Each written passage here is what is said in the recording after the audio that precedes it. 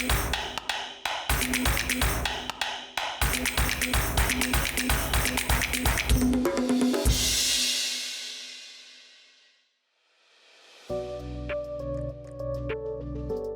l-blat għandu storja.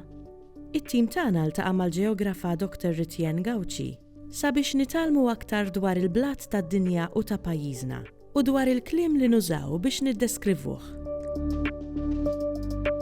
Il-ġeoloġija huwa studju xjentifiku tal-blat u l-materjal li minnu jagħmel dan il-blat u l-forom abbinati ma' dan il-blat madwar id-dinja kollha. Il-blat li jiġi studjat huwa il-blat li jinsab fil-wiċċ tad-dinja li naraw ta' kuljum fuq bażi regolari, imma anke dak il-blat li jinsab ġod-dinja taħt il-baħar ġewwa l-vulkani u ġo forom interni tal-art. Ta' min wieħed jgħid li l-ġeoloġija huwa studju importanti għall-iżvilupp ekonomiku tal-pajjiż minħabba l-fatt li joffri informazzjoni importanti rigward sigurtà u stabilità tal-art fejn jsir dan l-iżvilupp u anki biex jiġu identifikati riżorsi bħal huma l-gass, iż-żejt u anki l-ilma.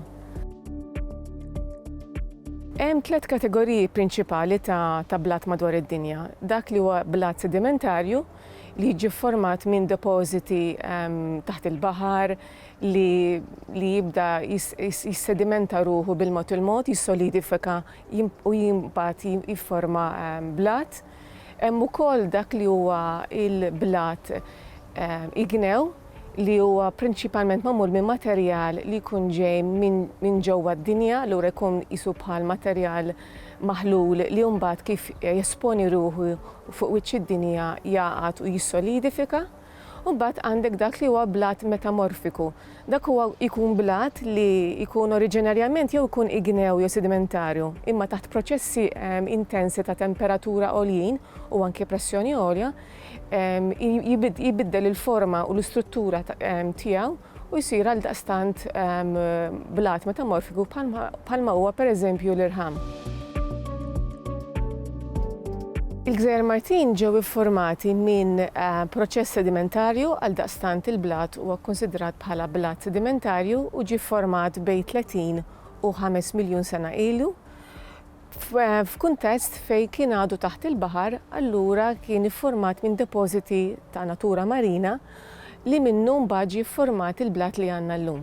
Għandna prinċipalment 5 tip ta' formazzjoni li jivarjaw ħafna kemm bħala reżistenza ġeoloġika, kemm bħala kulur, kemm bħala struttura. L-iktar blat sod huma dak magħrufin li huma tal-qawwi u tal-żonqor li jinsabu fin-naħa ta' fuq u n-naħa t'isfel tal-ġeoloġija ta' Malta. Għandna mbagħad il-fuq taż-żonqor għandna dak li huwa magħruf bħala il-globigerina li huwa struttura importanti fejn minna ħadna ħafna blat li aħna nużaw illum għall-kostruzzjoni, allura għandu anki element storiku marbut ma' l-użu ta' din il-ġebla.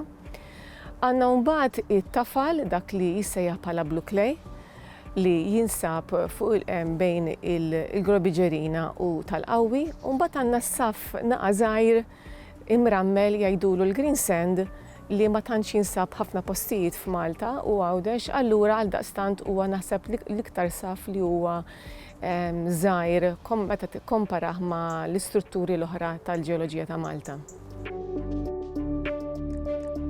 Għandna ħafna karatteristiċi li joħorġu mill-ġeoloġija ta' Malta u anki forom. Jekk tieħu pereżempju l-irdumijiet li jinsabu lejn naħa tal-punent tal-Gżejjer Maltin, l-irdumijiet huma ffurmati mill-preżenza tal-qawwi u tat-tafal u tal-globigerina li karatterizzaw il-pajżaġġ tipiku Maltin lejn naħa ta' fuq ta' Malta.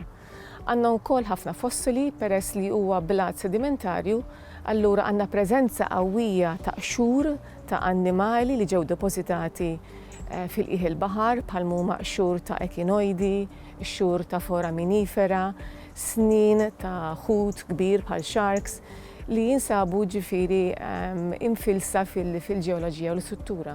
Għandna wkoll ħafna qerin li ġew iffurmati minħabba li l-ilma li jgħaddi minn bejn daw is-saffi tal-ġebel jiekol il-ġebla internament minn ġewwa u jifformalek dawn l-għerien u ġo dawn l-għerien imbagħad issib strutturi interessanti bħal huma l-istalaktiti u l-istalagmiti li wkoll huma karatteristiċi tal-element ta' kalċju li jinsab fil-ġebla Maltija.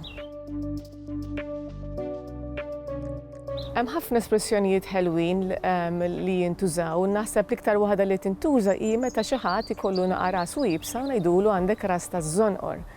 U dik hija referenza għal fatt li l-istruttura taż-żonqor hija kkonsidrata bħala l-istruttura l-iktar ibsa tal-Gżejjer Maltin. Hemm ukoll espressjoni ħelwa ta' meta ġebla tkun qed titfarrak. Il-bennejja tradizzjonalment kienu jirreferu għaliha bħala ġebla mielħa u da minħabba l-fatt li l-melħ jagħmel ħafna ħsara lill-ġebla Maltija. Allura hemm din l-espressjoni ħelwa l-ġebel jitfarrak malaj li ngħidulha l-ġebla mielħa.